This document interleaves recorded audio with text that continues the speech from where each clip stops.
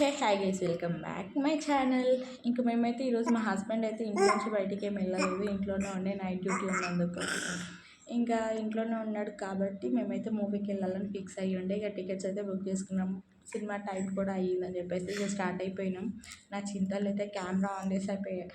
కెమెరానే చూస్తూ ఉంటుంది, ఏం అర్థమైందో తెలీదు.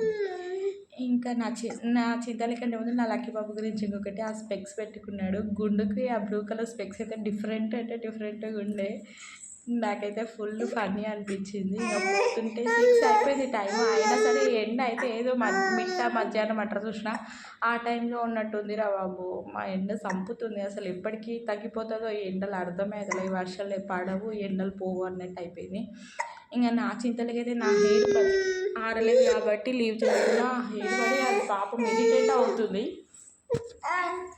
ఫైనల్గా అట్లానే ఇంకా అడ్జస్ట్ అయ్యి కూర్చుంది. పాపం నన్ను గట్టిగా పట్టుకొని ఎందుకో తెలీదు. వాయిస్ ఓవర్ ఇస్తుంటే కూడా అంటుంది. తనని ఏమనొద్దు, వాళ్ళ అన్నని ఏమనొద్దు. ఇంకా ఫైనల్గా థియేటర్కి అయితే వచ్చేసినాం.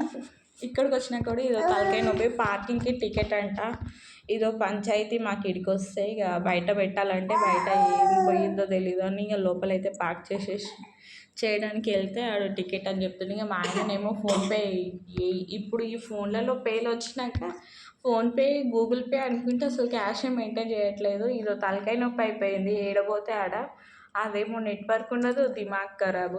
ఇంకా ఫైనల్గా టికెట్ తీసుకుండు. ఇంకా లోపలికి అయితే వెళ్ళిపోయినాం. ఆల్మోస్ట్ ఒక 10 minutes మూవీ అయితే నేను మిస్ అయిపోయినా. మేబీ ఏం లేదనుకుంటా, ఎందుకంటే స్టార్టింగ్లోనే పోయినట్టు అనిపించింది.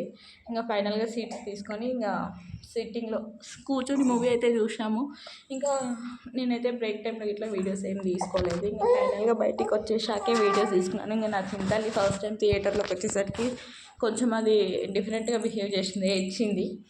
సర్లే అని చెప్పేసి ఇక రిటర్న్ అయిపోయినాం. ఇంకా లేట్ అయిపోయింది, 10 అయిపోయింది కాబట్టి ఫుల్గా ఆకలి. ఇంటికి వెళ్ళి వండుకోలేను కాబట్టి ఇంకా మా ఆయన అయితే బయటికంటే ఆల్రెడీ బయటికి వెళ్ళాం కదా, రెస్టారెంట్కి తీసుకెళ్ళిన మా పక్కనే. బట్ ఎప్పుడూ పోలేదు ఈ రెస్టారెంట్కి.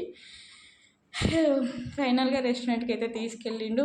నా లక్కీ బాబు అయితే ఒక చోటు ఉండలేడు, అటు ఇటు తిరుగుతూనే ఉన్నాడు. చూడండి ఒకసారి ఎట్లా బిహేవ్ చేస్తాడంటే, ఇంకా దీని చుట్టూ తిరుగుకుంటూ అటు ఇటు ఉరుకుతూ ఉన్నాడు, ఒక్క చోట ఉండలేడు. నా చింతలు అయితే మస్తు నవ్వేస్తుంది. క్యామ్ ఆన్ చేసేసి అసలు ఎక్కర్లేని హ్యాపీనెస్ అంతా ఆమె మొహంలోనే ఉంటుంది.